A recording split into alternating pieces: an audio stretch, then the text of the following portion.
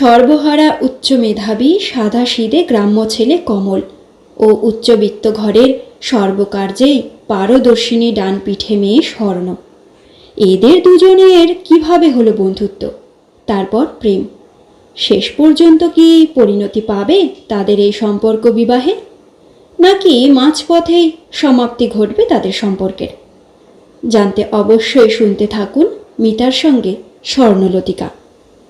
নমস্কার বন্ধুরা, গল্পকথক মিতার চ্যানেলে আবারও সকলকে স্বাগত।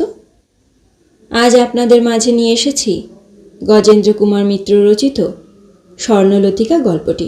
শুরু করছি বন্ধুরা আমার আজকের পরিবেশন। চলুন তবে গল্পকথক মিতার সাথে শোনা যাক স্বর্ণলতিকা গল্পটি। কালনার জগৎ রায় রোজগার করতেন মন্দ নয়, কিন্তু খরচ করতেন বোধ হয় তার চেয়ে বেশি। স্বামী, স্ত্রী আর একটি ছেলে কমল। কিন্তু জগৎ এমন ভাবটা দেখাতেন যেন তার অনেকগুলি পোষ্য। বাজারে গিয়ে যদি দেখলেন ভালো রুই কি ভালো ইলিশ, তৎক্ষণাৎ গোটাটাই কিনে নিতেন। এরপর সেই মাছ রান্না হলে এত কি হবে এই বলে এর বাড়ি ওর বাড়ি পাঠিয়ে দিতেন। লোক না থাকলে নিজেই দিয়ে আসতেন। ফলে হঠাৎ যখন হার্ট অ্যাটাক হয়ে মারা গেলেন, তখন যাকে বলে সপ্তাহের মতো টাকা পর্যন্ত নেই, এই রকম অবস্থা। স্ত্রী চন্দনা গরিবের মেয়ে, মা বাবা বিশেষ কিছুই দিতে পারেননি, গহনাপত্র।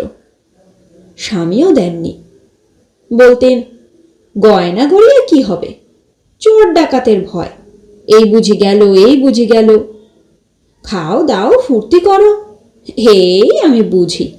ছেলে বড় হয়ে রোজগার করবে যখন, তখন সে তোমাকে গয়না দেবে। স্বামীর বিরহে যত না হোক, এই আতন্তর দেখে চন্দনা 4 দিনের দিন গলায় দড়ি দিয়ে আত্মহত্যা করল। ছেলেটা তখন সবে আইএ পরীক্ষা দিয়েছে। একটা টিউশনি করত, সেও সামান্য টাকা, শুধু কলেজের মাইনেটা তাতে হয়। নিকট আত্মীয়ের মধ্যে এক মেশো, কলকাতার কাছে শহরতলিতে তার বাড়ি, 51বর্তী তার পরিবার। 3 ভাই, বড় ভাই ভোলানাথ, মেজ শম্ভুনাথ, ছোট শিবনাথ। শিবনাথই কমলের মেশো। এরা 3 জনই রেলে চাকরি করে। ভোলানাথের আয় বেশি, কাজেই প্রত্যেক কাজেই বরদার সঙ্গে পরামর্শ করত ছোট দুজন, অনুমতি নিত। 3 কর্তা মিলিয়ে 7টি ছেলে এ বাড়িতে, একটি মেয়ে বড় কর্তার ঘরে। তাকে সকলেই ভালোবাসে, একটা দাপটও আছে, কিন্তু লেখাপড়া কেউই শেখেনি।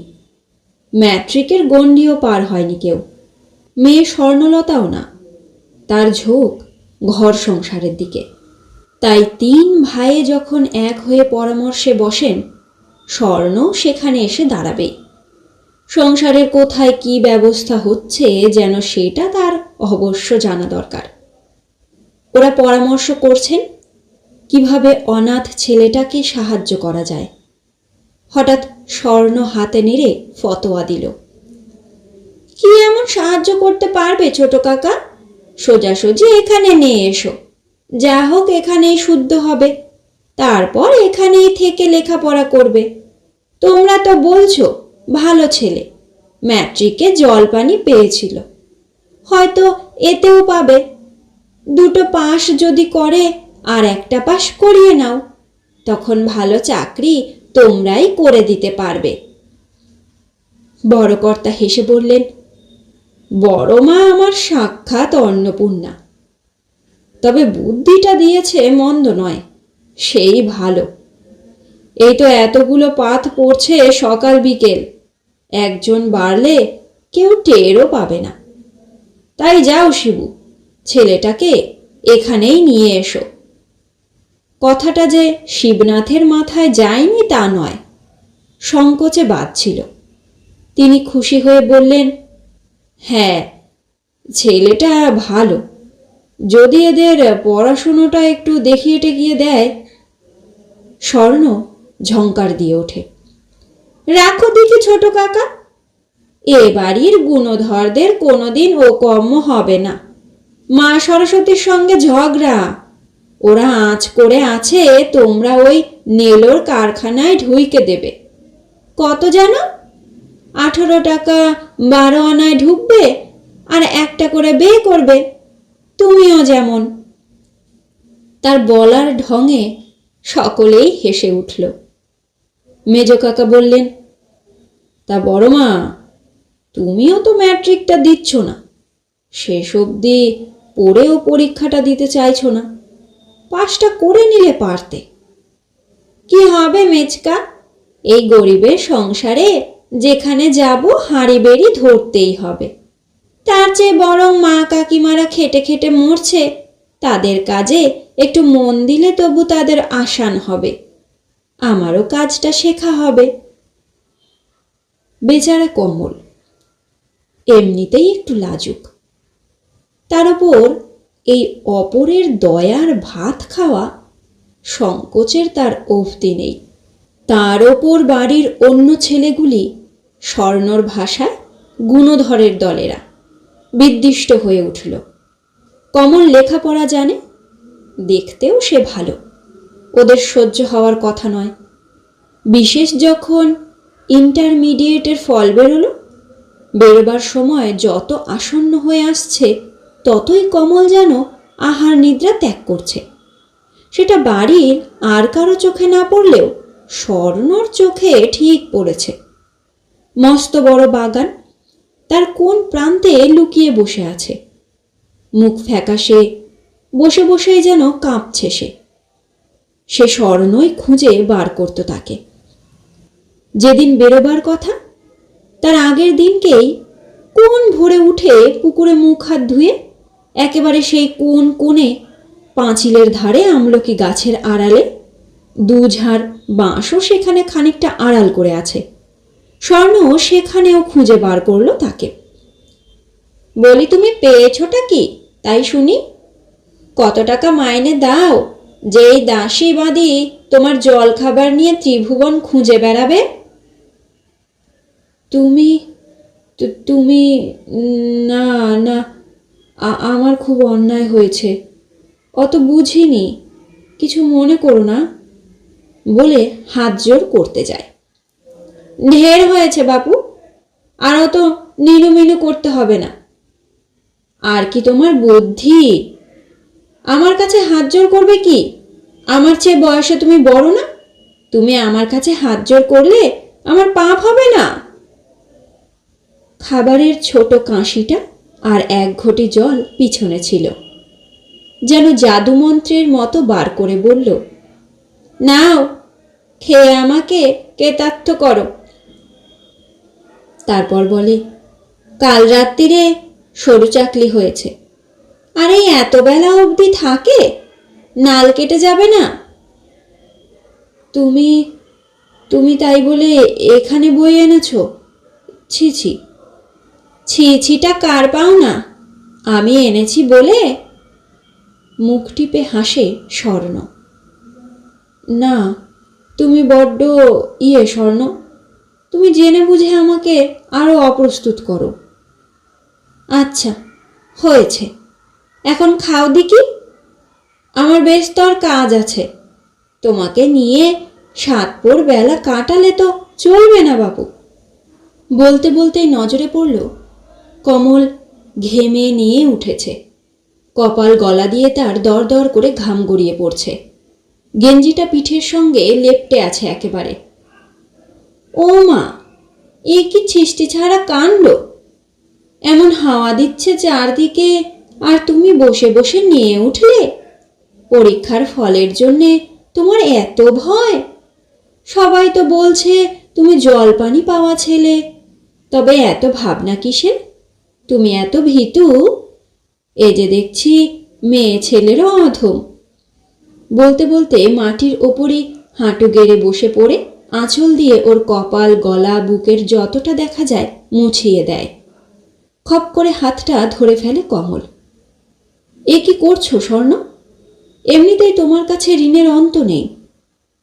খুব গম্ভীর মুখে স্বর্ণ বললে, তুমি আমার হাত ধরলে যে বড়, লোকে জানলে কি বলবে? আমি আইবুড়ো মেয়ে না? এবার কমলের কথা জড়িয়ে যায় একেবারে। আমায় এইবারটি মাপ করো, খুব অন্যায় হয়ে গেছে, আর কখনো। মাপ করতে পারি যদি এক্ষুনি তাড়াতাড়ি এটা খেয়ে নিয়ে আমাকে ছুটি দাও। নাও, হাত বাড়াও, তাড়াতাড়ি চটপট, নইলে। একরকম গোগ্রাসে গেলে কমল, শুধু রুদ্ধ গলায় বলে, তুমি আবার এত ছিষ্টি করে জল এনেছ? নইলে ওগুলো গলায় নামবে কি করে? এখানে কি তোমার জন্যে এখন কুয়ো কাটতে বসবো নাকি? খাওয়া হলে সাগরী আর গেলাস হাতে করে উঠে আর সামলাতে পারে না স্বর্ণ। বলে, তুমি কি মেয়ে ছেলের অধম? অত ভয় পাও কার জন্যে? আর হাত জোর করা আমার কাছে? কিরকম পুরুষ তুমি? যাই হোক, আবার যেন ভাতের থালা নিয়ে এখানে আসতে না হয়, মনে থাকে যেন, নইলে তোমার কীর্তি ফাঁস করে দেব। পরের দিনই পরীক্ষার ফল বেরোবার কথা। শিবু নিজের মান্থলি টিকিটখানা বাড়িয়ে কমলকে বলেন, কাল শেষ রাত্রিরেই রেজাল্ট টাঙিয়ে দেবার কথা। তুমি এই লোকালটায় গিয়ে রেজাল্ট দেখে এসো। আমার না হয় একটু আপিস যেতে দেরিই হবে। কমল সঙ্গে সঙ্গে ঘেমে নিয়ে উঠেছে। টিকিটটা হাত বাড়িয়ে নিতে গিয়ে থরথর করে হাত কাঁপছে তার। স্বর্ণ পিছনেই ছিল, ওর অবস্থা বুঝেই প্রায় সঙ্গে সঙ্গেই এসেছে। তবেই হয়েছে ছোট কাকা, ও সেই মানুষ, ওকে পাঠালে ওর ওই রেজাল্টও দেখা হবে না, তোমার টিকিটখানাও যাবে। মেয়ে ছেলের বেহদ্দ। তুমি বাবু একটু কষ্ট করে নিজেই যাও। ছোট কর্তা হেসে ওঠে, আমাকেই যেতে হবে? তাই যাব। তুমি যখন হুকুম করছো তা ভালোই হয়েছে। কমল যেমন গোবেচারা, তেমনি জাঁদরেল গার্জেন জুটেছে তার। ওদিকটা নিশ্চিন্ত হয়ে দেখে যে কমল উধাও। সকাল থেকে মুখে জল পর্যন্ত দেয়নি। এদিক ওদিক চেয়ে মেজকাকি ঠাকুর পুজোর জন্যে নারকেল নাড়ু করেছে। ঢাকা খুলে তারই দুটো নিয়ে আঁচলে ঢেকে সন্ধানে বেরোলো স্বর্ণ। খুঁজে পাওয়া গেল যেদিকটা কেউ যায় না প্রাকৃতিক কাঁচ ছাড়া, সেই দিকে গিয়ে আঁশফলের গাছে ঠেস দিয়ে বসে আছে আর ঘামছে। কাছে গিয়ে স্বর্ণ বলে, পেয়েছোটা কি? আমাকে কি কেনা বাঁধি পেয়েছ যে চারবেলা হারানো গরুর মতো খুঁজে পেতে বার করে তাকে খাওয়াতে হবে? তুমি তুমি এত কষ্ট করো কেন স্বর্ণ? সত্যি বলছি, খিদে আমার পায়নি তাই। এক তো অন্যায় করেছ, তার ওপর আবার মিথ্যে কথা। কাল রাত্রিরে এত কটা ভাত মুখে তুলে হাত গুছিয়েছ, তা কি আমি দেখিনি? ঢের হয়েছে বাপু, এখন দয়া করে এ দুটো খেয়ে নিয়ে আমাকে উদ্ধার করো। আবার কাউকে যেন বলোনি এ আমি লুকিয়ে এনেছি। বলে একটা ওর মুখে গুঁজে দিয়ে আর একটা হাতে দিয়ে চলে যায় সে। একটু পরেই শিববাবু আসেন, বলেন, কোথায় গেল সে? ফার্স্ট ডিভিশনে 3টে লেটার পেয়ে পাশ করেছে। সাধারণ স্কলারশিপ না পেলেও মনে হচ্ছে জেলার স্কলারশিপটা সে পাবেই। কোথায় আবার? ঝংকার দিয়ে বলে ওঠে স্বর্ণ। দেখি খুঁজে, ভয়ে কোথায় কোন ইঁদুরের গর্তে নুকিয়ে বসে আছে। খুব একখানা তোমার শালার পো, যা হোক। বলতে বলতে ছুটে চলে যায়। কোথায় আছে স্বর্ণ তো তা জানেই। ওগো বাবু, এবার ওঠো দয়া করে। ফার্স্ট ডিভিশন, আবার নাকি কি কি লেটার পেয়েছ, জল পানিও নাকি পাবে। হয়েছে তো, এবার দয়া করে পুরুষ মানুষের মতো লোকালয়ে বেরোও দেখি। আমার যত হয়েছে এক ঝামেলা। আজও উচ্ছ্বাসে হাতটা ধরে ফেলে কমল। সত্যি বলছি স্বর্ণ, তোমার কাছে আমার ঋণের অবধি নেই। তুমি দেবতার মতো আমার কাছে। তুমি না হলে যে কি করতুম আমি। হাত ছাড়ালো না, শুধু বলল, দেখো কি কি কতটা দেনা লিখে রেখে দিও বাবু, ভালো করে। যখন চাকরি বাকরি করবে সুদ শুদ্ধ আদায় করতে হবে তো। আমিও তো হিসেব নিকেশ কিন্তু জানি না। ততক্ষণে কমলেরও হাত শিথিল হয়েছে। আস্তে আস্তে হাতটা টেনে নিয়ে চলে যায় স্বর্ণ। মেশো ডেকে বলেন, দাদা বলছিলেন একটা ভালো কলেজে দাও। তা ভালো কলেজ বলতে তো প্রেসিডেন্সি কলেজ আর স্কটিশ। কথা বড় একটা বলে না কমল। গুরুজনরা কথা বললে মাথা হেঁট করে জবাব দেয়। আজ কিন্তু আর থাকতে পারল না, ব্যাকুল স্বরে বলে উঠল, না না, সে তো শুনেছি বড় লোকেদের কলেজ। আর আমি বলছি কোথাও একটা আপনাদের আপিসে টাপিসে ঢুকিয়ে দেওয়া যায় না। স্বর্ণ রান্নাঘরের দাওয়াতে ছিল, কিন্তু কানটা ছিল তার এদিকে। মেশো বললেন, না না, তা কেন? দেখো, আইএ পাশের কোনো কম দাম নেই। এই তো আমিও আইএ পাস। দাদার জোর ছিল তাই কোনো মতে ঢুকিয়ে দিয়েছে। এখনও 100 টাকার ওপর হলো না। তুমি স্কলারশিপ তো পাবেই একটা, মনে হয় ফ্রিও হয়ে যেতে পারে। ওই বোঝো ছোট কাকা, ওর বুদ্ধি। 1 ফোঁটা ছেলের যা বুদ্ধি তাও ওর নেই। উনি 18 টাকা 12 আনায় নেলোর কারখানায় ঢুকবেন, তাতেই ওর সংসার হবে, জমি জায়গা সব হবে। ছোট কাকা হেসে বললেন, তা কখনো হতে পারে? আমার মা দুর্গা যার গার্জেন সাদ্দিকি সে কারখানায় লোহা পিটতে যায়। হবে হবে, ওকে নিয়ে গিয়ে প্রেসিডেন্সিতে ভর্তি করে দেব। তিনি চলে গেলে স্বর্ণ কমলের মুখের দিকে চেয়ে দেখে। এই কটা কথার মধ্যেই কমল তেমনি ঘেমে নিয়ে উঠেছে। অবাক হয়ে গালে হাত দিয়ে স্বর্ণ বলে, ধন্যী মানুষ তুমি। পুরুষ মানুষ নিজের দিন কিনে নেওয়ার জন্যে তোল মাটি ঘোল করে, তুমি কারখানায় ঢুকতে চাইছ? আমাদের বাড়ির ভাত আরও 2 বছর খেতে হবে বলে? কেন, এ ভাত কি এতইতে তো? বড্ড মিষ্টি স্বর্ণ, সেই জন্যেই তো এত তাড়া রোজগার করার। হঠাৎই যেন মুখ খোলে কমলের। তোমার কাছে যে দেনার পাহাড় জমছে, শোধ দেব কি করে? আমি মনীষীটা কি এতই তুচ্ছ যে কারখানার কাজ করে নিজে খেয়ে পড়ে তার মধ্যে থেকে দেনা শোধ করবে? হাঁ কপাল! কেন, বড় বড় পাশ করে ভালো চাকরি নিয়ে আমাকে অনেক অনেক টাকা শোধ দেবার কথা ভাবো না? সে কি হয়ে উঠবে? সেই ভয় হয় যে। পুরুষ মানুষ, মনে বল রাখো। তারপর একটু চাপা গলায় তিরস্কার করে, কপালের গলার ঘাম মুছে ফেলো দেখি। আমার যে হাতে ডাল বাটা, নইলে মুছে দিতুম।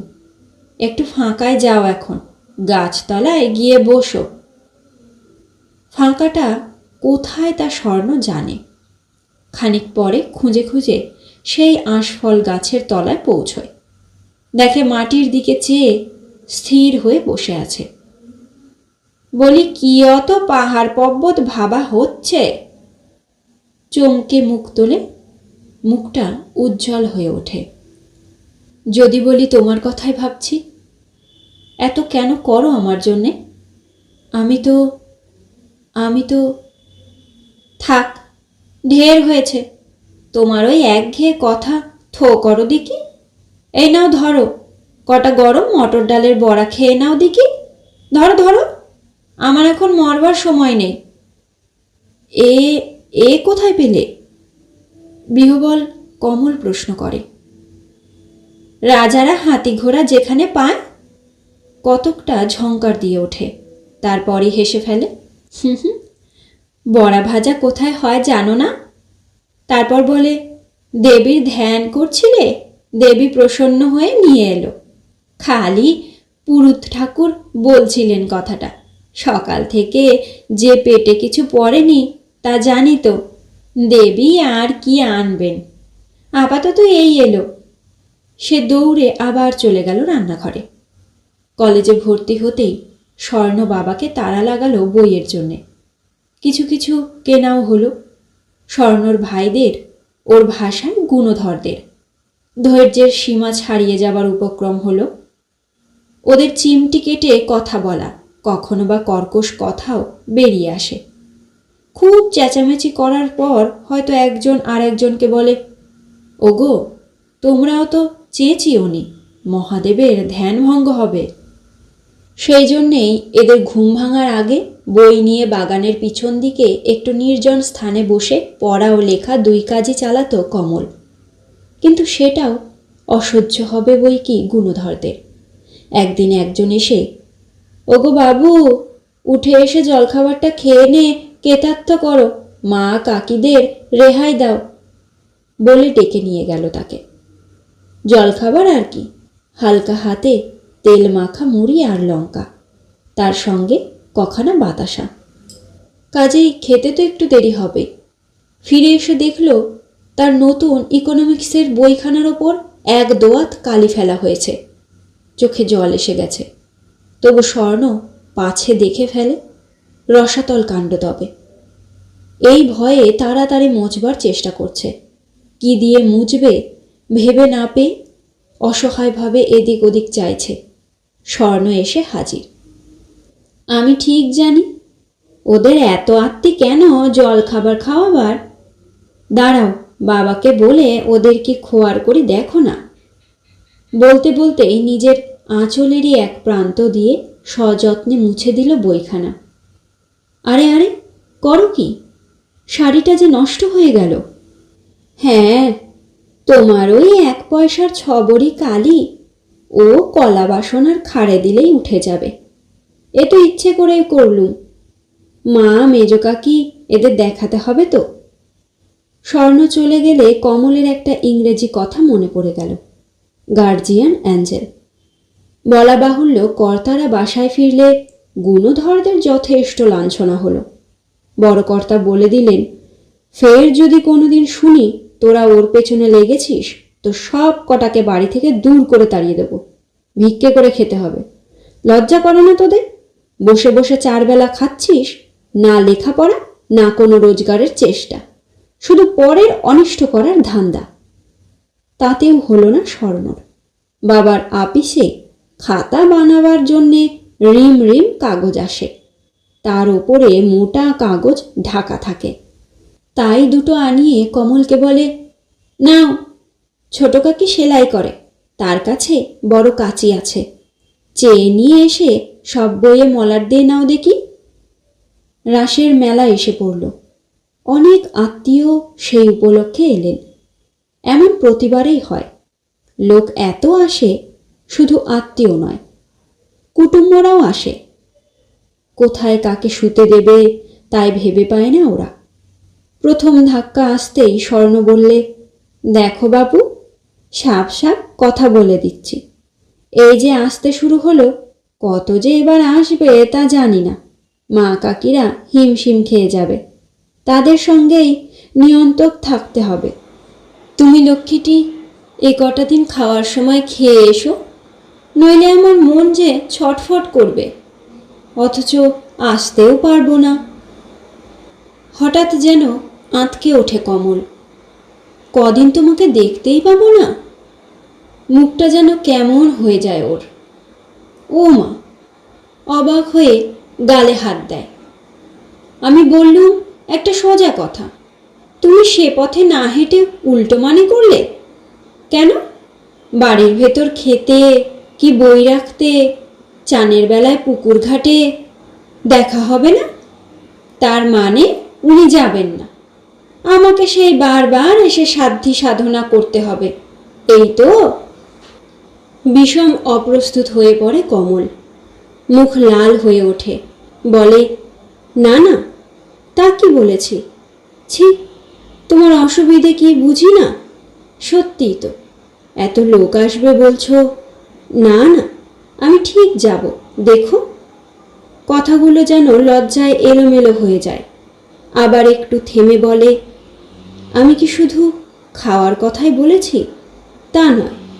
তুমি যখন আসো আমাকে বকুনি দাও, মনটায় বড্ড যেন বল পাই।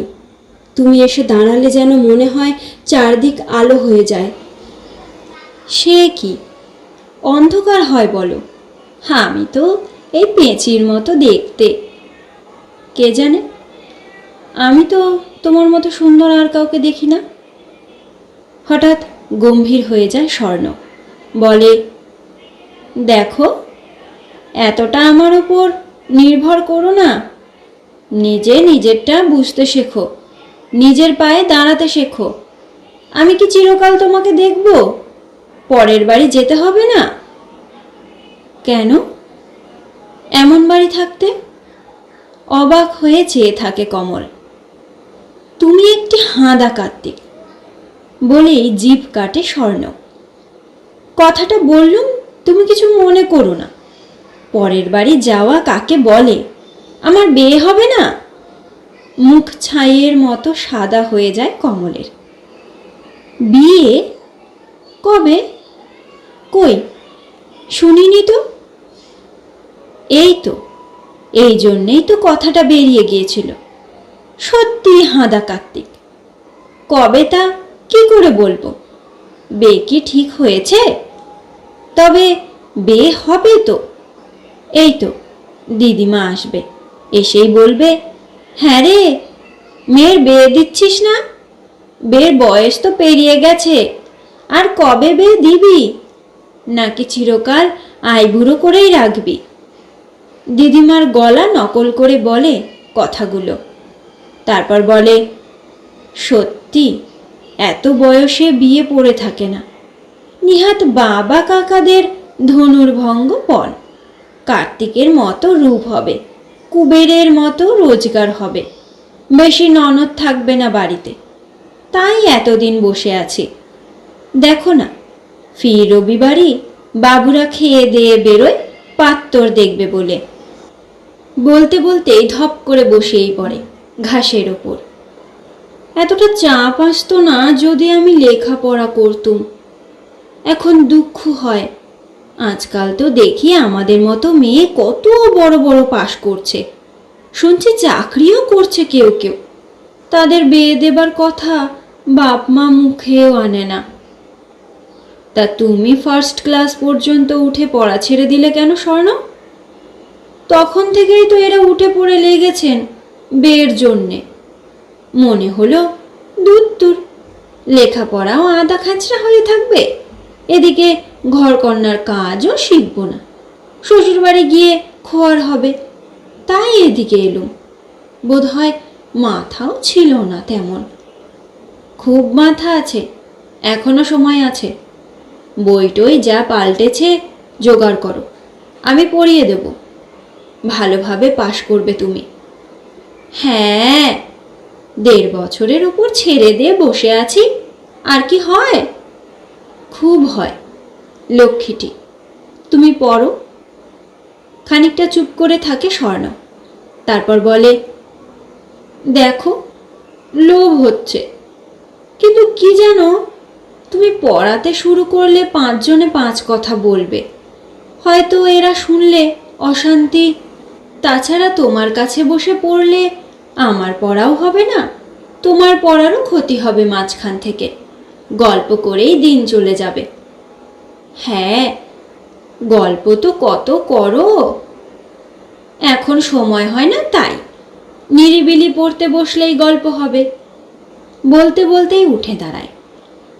যাই, যারা আসবেন তাদের শোয়ার বন্দোবস্ত করতে হবে।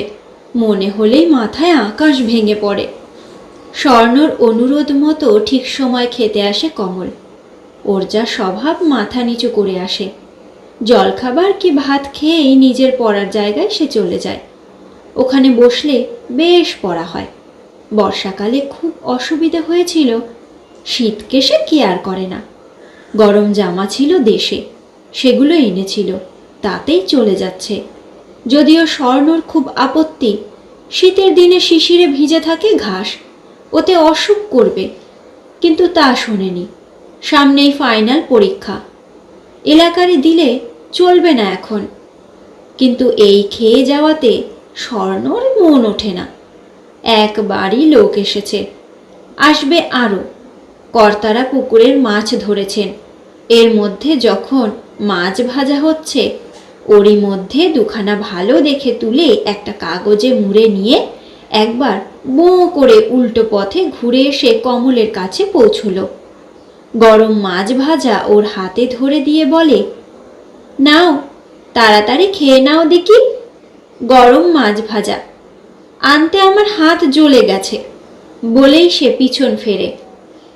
ও কি ও কি, এখনই চললে? তবে কি বসে গল্প করব? এখনই খোঁজা শুরু হয়ে যাবে।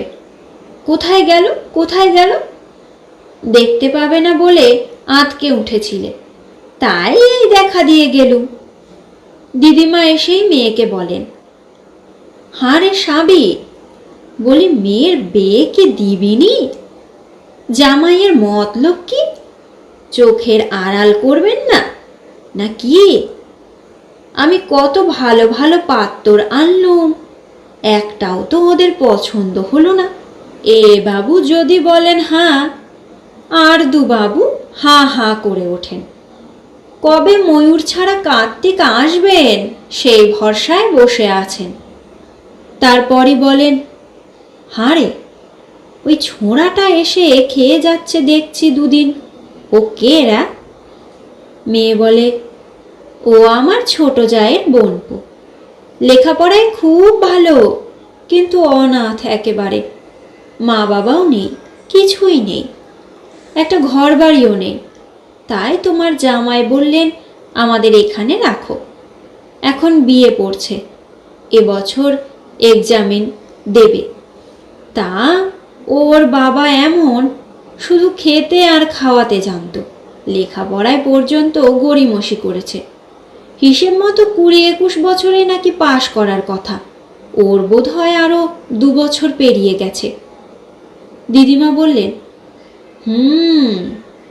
তার মানে না চাল না চুলো, তা সব জেনে শুনে ঘরে সমস্ত মেয়ে এই আগুন পুষছিস কেন?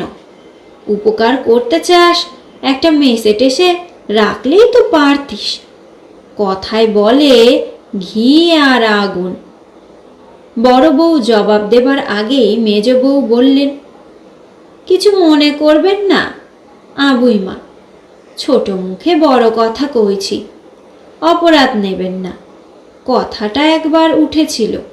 ওর মেজ কাকা বলে, ও মাটি আমার ধোয়া তুলসী পাতা, ও কখনো বংশের নাম ডোবাবে না। সে ভয়ে অনাথ ছেলেটাকে মেসে আমরা পাঠাতে পারবো না। জানি নে বাবা, জামাইয়ের বড্ড বাড়াবাড়ি। স্বর্ণ সব দাঁড়িয়েই শুনেছে, ওরা অত লক্ষ্য করেনি। সে এবার মুখ খুলল, আসলে কি জানো মেজ কাকি, দিদমার আমার খুব পছন্দ হয়েছে ছেলেটাকে। তা দিদমা বিয়ে করুন না ওকে, আজকাল তো বিধবার বিয়ে হয় শুনেছি। এত বড় আস্পর্ধা, ওই জিভ টেনে ছিঁড়তে হয়। আদর পেয়ে মাথায় উঠেছে, না আদরে বাঁদর হয়ে উঠেছে। এই শেষ, আর কখনো এ বাড়ি আসবো না, তুই দূর হয়ে যা, না গেলে। হ্যাঁ, এবারটা আর চলে যেও না, শুনছি রাসের মেলা খুব জমেছে, বলে বেরিয়ে চলে যায় সে। 3 দিনের দিন ওখানে নাকি সার্কাস দেখাবার কথা, অভ্যাগতরা সবাই দেখতে যাবেন। সবাই ধরল, স্বর্ণ তুইও চ। কাকি দুজনেই বললে, যা না, কদিন শুধু রান্নাঘরেই বন্দি আছিস, মুখ হাত ধুয়ে শাড়ি পাল্টে চলে যা। না না, তোমাদের তো এই খাটুনি, তোমাদের ফেলে মেলায় গিয়ে কি আর এমন দেখবই বা আমি, সবই তো অনেকবার দেখেছি। কিছুতেই গেল না সে, কিন্তু তার মধ্যেই সতর্ক কানে গেল। কে একজন ফিসফিস করে বলল, ওর রাসের মেলা এখানেই আছে, বাইরে যেতে হবে না। মুখ অঙ্গার বর্ণ হয়ে উঠলেও চুপ করে রইল স্বর্ণ। তারপর কে কি একটা ফরমাশ করতেই ছুতো করে বেরিয়ে গেল। কার্তিক মাস, সকাল করেই সন্ধ্যা হয়। বাগানে বসে পড়া যায় না, সেজন্যে একটা নিভৃত জায়গা বেছে দিয়েছে স্বর্ণই। ওদিকে সিঁড়ির নিচে একটা জায়গা, সেখানেই হ্যারিকেন বা পিদিম যেদিন যা জোটে তাই জেলে পড়ে। স্বর্ণ গিয়ে বলল, এই যাও তো, রাসের মেলা দেখে এসো দেখি। না, ও আমার ভালো লাগে না, এখন এক্সামিনের পড়া। যাও বলছি, নইলে অনর্থ করব। অর্থ একটা আছে বলেই বলছি, যাও, জামাটা পায়ে চড়িয়ে চলে যাও। তারপর যেতে যেতে বলে, চুলটা একটু আঁচড়ে নিও, পাখির বাসা হয়ে আছে। অগত্যাই উঠতে হলো, মেলায় যেতেও হলো। কিছুক্ষণ পরে ঘরে যখন ফিরল, ছোট কাকি বললেন, ও মা, কি ভাগ্যি তুই মেলায় গেছিলি, আর সবাই বলে ঘর কুনো, তা কি দেখলি? কি আর দেখব, সবই তো একঘেয়ে। আমাদের ওখানেও হতো, এত জাঁক নেই, তবু সেও তো এই রকমই। মেজকাকির বোন এসেছিল মেলা দেখতে। তাদের ওখানে বুঝি এই রাস শেষ হলে একটা ভাঙা রাস হয়। সে চেপে ধরল, তুই আমার সঙ্গে চ, আমার শ্বশুর বাড়ি এই তো কাছেই, এক কোষও হবে না, এই গড়গড়েতে। আমার সঙ্গে কাল সকালে যাবি। তার পরের দিন আমি নিজে এসে সকালবেলা পৌঁছে দিয়ে যাব। যত রকমে পারল স্বর্ণ এড়াবার চেষ্টা করল, কিন্তু সেও নাছোড়বান্দা। এমনকি তার শাশুড়িও যখন হাত ধরে মিনতি করলেন, তখন আর না বলা গেল না। মা শুদ্ধ তিরস্কার করলেন, অমন করে বলছেন গুরুজন, তোর অত কিসের জেদ রে, অত ঘর কোনো থাকা ভালো না। সেই রাত্রিরেই এক ফাঁকে বলে এলো কমলকে, দুদিন আমি থাকবো না, তা বলে যেন খাওয়া দাওয়া বন্ধ করোনি, সময় মতো খাওয়া দাওয়া করো। তুমি থাকবে না? কেমন একটা ভাঙা আওয়াজ তার গলায়। ও মা, তুমি যে একেবারে কেঁদেই ফেললে দেখতে পাই। ও মশাই, আমি কোনো দূরদেশে যাচ্ছি না এমন, এই কাছেই গড়গড়ে, এক কোষ রাস্তাও পুরো নয়, কাল পরশু তরশু ভোরেই চলে আসব। চুপ করে থাকে কমল, যেমন ওর স্বভাব। দেখতে দেখতে কপালে ঘাম জমে ওঠে এই হেমন্তের দিনেও, মুখে অসহায় ভাব। আচ্ছা, তুমি কি ছেলে? আমি কি চিরকাল তোমার খবরদারি করব নাকি?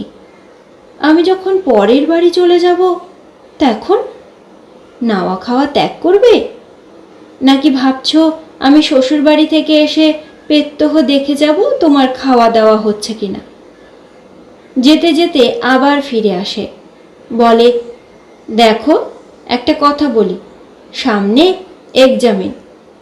গুণধররা তোমার পেছনে লাগার জন্যে বেশ একটা দল পাকিয়েছে। আমার মেজ ভাই পালের গোদা, তুমি একটু ওকে হাত করে নাও। তুমি তো চিরকালেরই মিনমিনে, নিনু হয়েই আছো, নইলে বলতুম চোটপাট করতে।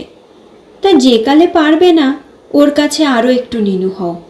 আড়ালে পেলে দুটো হাত ধরে বলো, ভাই, আমি তো পথের ভিখিরি, তোমাদের দয়ায় বেঁচে আছি। তোমরা যদি এই সময়টায় আমাকে সাহায্য না করো, তো আমার এহকাল পরকাল নষ্ট হবে।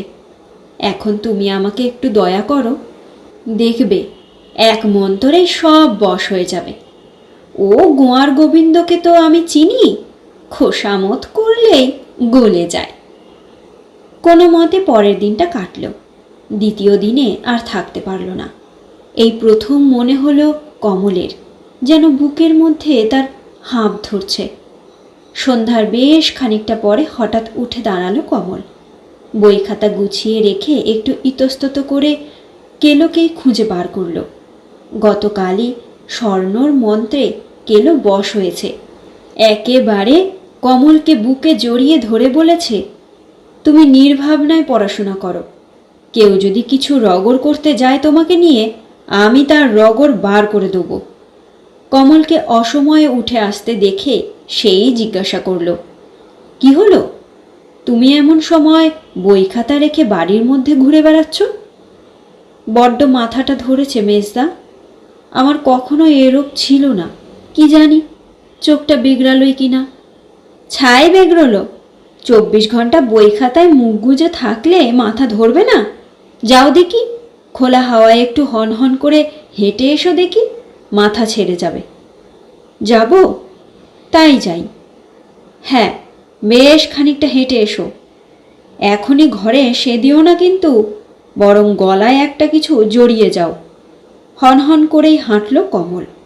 পথ ঠিক চেনে না, তবে মোটামুটি বাড়িতে যা বলাবলি করছিল তাতে কোন মুখে যেতে হবে তার একটা আন্দাজ ছিল। খুব জোরে গিয়েও বেশ খানিকটা দেরি লাগলো। দু একজনকে জিজ্ঞাসাও করতে হলো। সেও বিপদ। আগেই জিজ্ঞাসা করে, আপনার নিবাস? কাদের বাড়ি যাবেন? এই সব। যাই হোক, পৌঁছলো এক সময়। পূর্ণিমার বেশ কদিন গেছে, তাই রক্ষে। অন্ধকার আছে, মাঝারি বাড়ি, কিন্তু অনেকখানি বাগান। একটা গেটও আছে। সেই দিকে পা টিপে টিপে যাচ্ছে। যেতে যেতেই মনে হলো, দেখবে কি করে? বাড়িতে গিয়ে জিজ্ঞেস করলে তো হইচই বেঁধে যাবে। ফিরবে ভাবছে। হঠাৎ অন্ধকারে সেই কণ্ঠস্বর ধ্বনিত হলো, ফিরছ যে? চমকে উঠল প্রথমটা, তারপর আশ্বস্ত হলো। কাছে এগিয়ে আসতেই চাপা অথচ তীব্র কণ্ঠে বলে উঠল, স্বর্ণ, তুমি এলে কেন? আমায় লাঞ্ছনা করতে? তুমি কি পাগল? এর মধ্যেই দেখল অন্ধকারে দেখতে অভ্যস্ত ওরা। ঘামে কাপড় জামা সব ভিজে গেছে। তবু কোমল হলে চলবে না। না, মানে খুব অন্যায় হয়েছে স্বর্ণ, সত্যি আমার অন্যায়। আমি চলে যাচ্ছি। আমি তো জিজ্ঞেস করেছি এলে কেন। অন্যায় করেছি বলতেই 7 খুন মাপ হয় না। সত্যি বলছি, আমি মানে তোমাকে না দেখতে পেয়ে কি যে হলো, এক বর্ণ পড়াও মাথায় গেল না। সারাদিন ভেবেছি সেই আমের সময়, যখন আমার কথা মনে পড়ে তুমি আম খাইয়ে গেছো। আমার হাত ধোবার জলটি পর্যন্ত ভুল হয়নি। লুকিয়ে আমসত্ত্ব দিয়ে গেছো, গরম পরোটা হচ্ছে বাড়িতে, আঁচল চাপা দিয়ে নিয়ে এসেছো। ভাবতে ভাবতেই মনটা তোমাকে দেখার জন্যে যেন আকুলি বিকুলি করে উঠল। হ্যাঁ, তুমিও আমাকে ফরমাস মতো বই খাতা ফেলে জামরুল গাছ থেকে জামরুল পেড়ে দিয়েছ। মিষ্টি আমড়ার গাছের মগডাল থেকে পাকা আমড়া পেড়ে দিয়েছ। তার জন্যে কই, আমি তো সারাদিন চিন্তা করিনি। এই তোমার পড়াশোনা? আর এত দেরি করে গেলে কি জবাব দেবে? আমার মুখটা পোড়াবে তো? ছি ছি, কতবার বলেছি আমাকে পরের ঘরে যেতে হবে, তা তোমার মাথায় ঢোকে না। তখন কি আমার শ্বশুরবাড়ি নিয়ে যাব আঁচলে বেঁধে? যেতে গিয়েও ঘুরে একটা প্রশ্ন করে কমল, তুমি তুমি এখানে বাইরে দাঁড়িয়েছিলে কেন? ভূতের জন্য? তুমি সেই ভূত? ভূত তাড়াতে হবে তো, এই ভয়ই ছিল, তাই দাঁড়িয়ে আছি। চিনি তো তোমাকে। মাথা নিচু করে প্রায় দৌড়ে চলে যায় কমল। কমলের পরীক্ষার পরই সবে একটু হাঁপ ছেড়েছে। খবর এলো স্বর্ণর বিয়ে ঠিক হয়েছে। সুন্দর পাত্র, ভালো চাকরি করে, নামকরা ফ্যামিলি। এতদিনে কর্তারা মনের মতো পাত্র পেয়েছেন। সকলেরই মুখে হাসি, কেবল পাত্রীটি ছাড়া। কেমন যেন আনমনা হয়ে থাকে, বিষাদাচ্ছন্ন। কমলের খাওয়ার খোঁজ রাখে, কিন্তু নিজে যায় না খাবার নিয়ে। কমলও যেন কেমন হয়ে গেছে। এখন পড়াশুনোর চাপ নেই, বাগানের পিছন দিকটায় ঘুরে বেড়ায়, বুঝিবা স্বর্ণর আশায়। কান খাড়া করে থাকে সেই চপল এবং ওর কাছে অতীব মধুর পদধ্বনির আশায়। কিন্তু আসে না কেন? সেজন্যে প্রথমটা একটা অবুঝ অভিমান হয়েছিল। ভেবেছিল বিয়ের কথা শুনেই ওর কথা ভুলে গেছে। কিন্তু সে ভুল ভাঙতেও দেরি হয় না। ভেতরে খেতে যাওয়া, চোখাচোখি হবে না তা সম্ভব নয়। দেখল চোখাচোখি হওয়া মাত্রই স্বর্ণর দুই অবাধ্য চোখ জলে ভরে উঠল। সে দ্রুত ভেতরের একটা ঘরে চলে গেল। সঙ্গে সঙ্গে জল এসে গেল কমলের চোখেও। প্রাণপণে সেটা সামলে নিয়ে ঘাড় হেঁট করে খেয়ে উঠে এলো। বাইরে এসে দুঃখের মধ্যেও মনটা তার ভরে উঠল। ভোলেনি, ভোলেনি স্বর্ণ, ভোলেনি। কমলের এই দুঃসহ বেদনা সেও ভাগ করে নিয়েছে। বিয়ের আয়োজনে সবচেয়ে খাটতে লাগলো কমলই। এটা সকলের কাছেই মহাবিস্ময়। সেই মুখচোরা লাজুক আড়ালে পালিয়ে বেড়ানো ছেলেটা এত বল, এত উৎসাহ পায় কোথা থেকে? বড় বউ বলে, আহা, হবে না? স্বর্ণর হম্বিতম্বি কম সহ্য করেছে? স্বর্ণও তেমনি যেন দিন রাত গুরুজনের মতো তদারক করেছে। আপন ভাই বোনের মতো হয়ে গেছে তো। মেজ বলে, আমি ভেবেছিলুম ওর কষ্টই বেশি হবে, পালিয়ে বেড়াবে। তাছাড়া ও যে এত খাটতে পারে তাও তো ভাবিনি। ছোট বলে, না দিদি, তা বলছো কেন? স্বর্ণমা আমার যেন পাখা দিয়ে ঢেকে রেখেছিল, মায়ের মতো। তার ঋণটা শোধ করবে না? ছেলেটার আসলে খুব উঁচু মন, সাচ্চা হিরে। মনে ছিল স্বর্ণর। বোধহয় দিন রাতই কমলের চিন্তা ওকে আচ্ছন্ন করে রেখেছিল। দুপুরের দিকে যখন কলাতলায় চান শেষ হয়ে চান করে গুছিয়ে বসেছে, দুধ সন্দেশ খাওয়াতে এলেন মা। স্বর্ণ বলল, দুধ খেতে পারবো না মা, তুমি বরং বেশি করে কটা সন্দেশ দিয়ে যাও, কিংবা কটা পান্তুয়া। পান্তুয়াটাই দাও বরং। পান্তুয়া খাবি? ভাজা মিষ্টি? রাখো দেখি। গরম পান্তুয়া ঘরে ভাজা হলো। আমি খাবো না যত সব উনপাজরে বড়াখুরের দল খেয়ে যাবে, তাই না? মা হেসে চলে গেলেন। পরে ঝিকে দিয়ে একটা মাটির গিলাসে করে 4টে পান্তুয়া পাঠিয়ে দিলেন। সেই ঝিকেই ডেকে বলল স্বর্ণ, ও মহাদেবের মা, কমল দাদাবাবুকে একবার ডেকে দাও তো। আমি একটা কাজের কথা বলে দিয়েছিলুম, বোধহয় ভুলে বসে আছে। তোমার হুকুম, ও ভুলবে? দেখো কোন কাজে লেগে আছে হয়তো। যা হোক, খোঁজ করছি। হুকুমটা অপ্রত্যাশিত বা অতি প্রত্যাশিত। একবার কি ডাকবে না? প্রায় ছুটতে ছুটতে এলো কমল। গেলাসটা এগিয়ে দিয়ে বললে, খেয়ে নাও দেখি শিগগির, কে আবার দেখে ফেলবে, তখন শতেক কৈফিয়ত। কি একটা বলতে যাচ্ছিল, প্রতিবাদ অবশ্যই। চাপা রাগে যেন ফেটে পড়ল স্বর্ণ।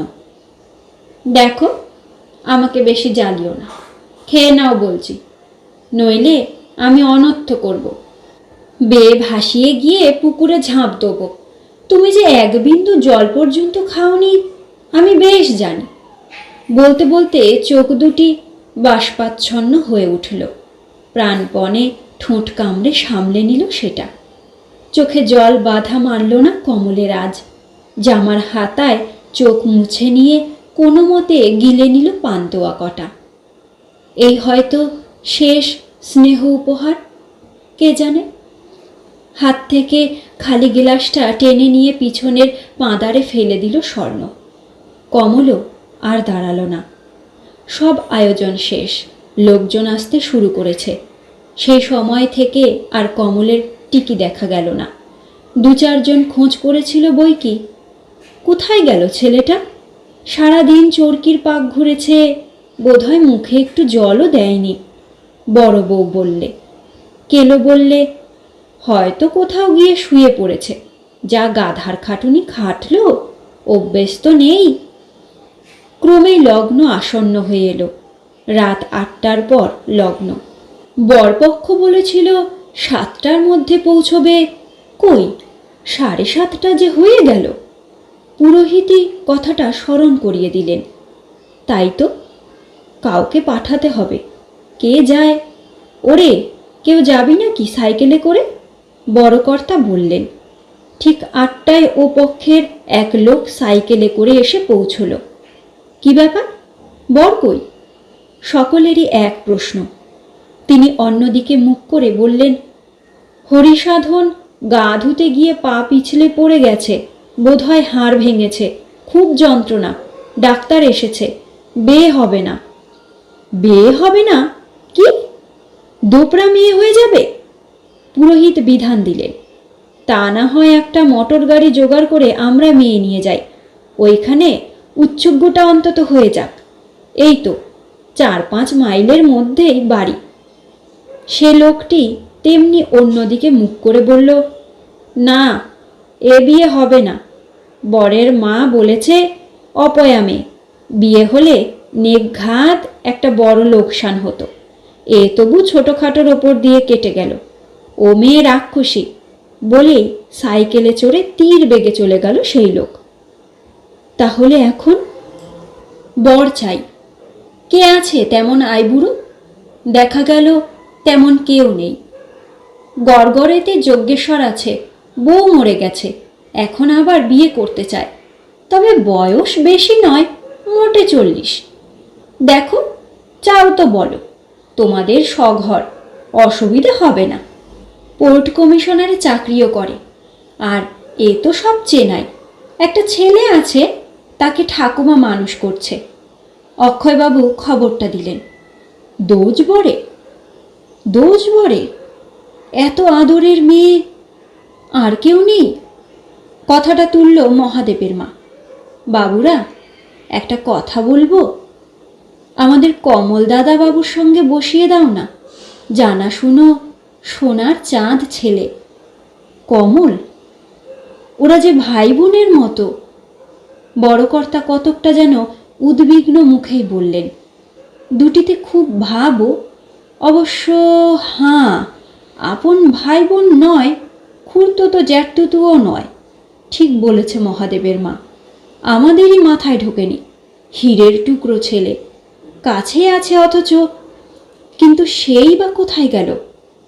খোঁজ খোঁজ, এখন উৎসাহ সকলকারী, কিন্তু কোথায় কমল? সবাই তোলপাড় করছে বাগান। হঠাৎ পিঁড়ি থেকে উঠে পড়ল স্বর্ণ, ছুটে বেরিয়ে এসে বলল, আমিই যাচ্ছি, তোমরা খুঁজে পাবে না। হাঁ হাঁ করে উঠল সবাই। আরে, এ কি অলক্ষণ? বিয়ের পিঁড়ি থেকে এক গা গয়না, মুখে বল না কোথায় থাকতে পারে? না না, সে হবে না, আমি বুঝেছি সে এক সর্বনাশ করতে গেছে। সে কোনো কথাই শুনল না। সেই অবস্থাতেই বন বাদার মারিয়ে ছুটল স্বর্ণ। সে জানে, সে বুঝেছে কি করতে যাচ্ছে সর্বনেশে লোকটা। সে কোনো দিকে না খুঁজে সোজা যে পথ, প্রায় অর্ধেক জঙ্গলের মধ্যে দিয়েই, সেই পথ ধরল। রেলের লাইনে যাবে সে, লাইন ধরেই খুঁজবে। ওই তো, যা ভেবেছিল ঠিক তাই। বেশি দূর যেতেই হলো না। স্টেশনের কাছাকাছি এ কাণ্ড করবে না, তা সে ভেবেই নিয়েছিল। ওই তো লাইনের গা ঘেঁষে দাঁড়িয়ে আছে একেবারে। ওই সময় বড় মেল ট্রেন একখানা আসার কথা, আসছেও তো। সার্চ লাইটের আলো দেখা যাচ্ছে, এক্ষুনি এসে পড়বে। হে ঠাকুর, পায়ে বল দাও, আর একটু। প্রাণপণেই বাকিটুকু ছুটল। পা কাঁপছে থরথর করে, গলা শুকিয়ে তার কাঠ, বেনারসিখানা ভিজে লেপটে গেছে গায়ের সঙ্গে। আরও এই জন্যেই ছুটতে তার দেরি। প্রায় কাছে এসে পড়েছে গাড়ি। পেছন থেকে একেবারে সব দ্বিধা দূর করে জড়িয়ে ধরল। সর্বনেশে ছেলে, এই কথা মনে ভেবেছিলে? ভেবেছ আমি আঁচ করতে পারবো না? আরে, এ কি কাণ্ড! এই পোশাকে চলে এসেছ? আমি আমি তো কিছুই বুঝতে পারছি না। বুঝতে হবে না, ঢের হয়েছে, চলো দেখি। আমি আর চলতে পারছি না, ভালো করে ধরো। কিন্তু বিয়ে এখনো হয়ে যায়নি? সেই সময়টুকু পেরিয়ে গেছে, তাই হিসেব করছিলে, তাই না? ওগো ঠাকুর, তুমি না গেলে আমি বিয়ের পিঁড়িতে বসবো না। তা সে যে যাই বলুক। কতকটা আচ্ছন্নের মতোই কমল সেই বহু ঈপ্সিতা তনুলতা সযত্নে ধরে নিয়ে চলল অতি পরিচিত বাড়ির বিবাহ সভার ভিতরে। আবার আনন্দ কোলাহল উঠল, শাঁখ বাজল, উলুধ্বনি উঠল। স্বপ্নের মধ্যে দিয়েই কমলের বিবাহটা হয়ে গেল। তাকে যে কোনো দিন নতুন গরদের ধুতি চাদর পরে চন্দন চর্চিত হয়ে বিয়ের মন্ত্র পড়তে হবে, সে কি স্বপ্নেও ভেবেছিল? ওর মধ্যেই কে একজন চন্দন পরিয়ে দিলে নিজের আঁচলে ঘাম মুছে নিয়ে, বোধহয় ওর মাসি, টোপর পরিয়ে দিলে মাথায়। সম্প্রদান শেষ করে এসে প্রসন্ন মুখেই বড়কর্তা বললেন, সত্যি হাতের কাছে থাকতে আমরা কি নাকালটাই হলুম বর দেখে দেখে। মেজকর্তার চিরদিনই বিষয়ী মন। বললেন, ওকে ওই বাগানের দক্ষিণ পূর্ব কোণে একটা জমি বার করে রেজিস্ট্রি করে দিই, কি বলো? ওইখানে একটু দুকামরা ছোট বাড়ি একটা, তুমি একটা চাকরি দেখো এবার। বড়কর্তা বললেন, না, আমি ভাবছি যদি তোমাদের মত হয় এমএটা পাশ করিয়ে নি। ভালো ছেলে, অনায়াসেই পারবে, তাহলে অনেক ভালো কাজ পাবে। বাসর ঘরে চুপি চুপি কোণে বরকে বললে, এসব চুকে যাক, দেখো না কি খোয়ারটা করি তোমার। বের আগেই আমাকে বেদবা করতে বসেছিলে, কি সর্বনেশে লোক রে বাবা। আমার বুকের কাঁপুনি এখনো থামছে না।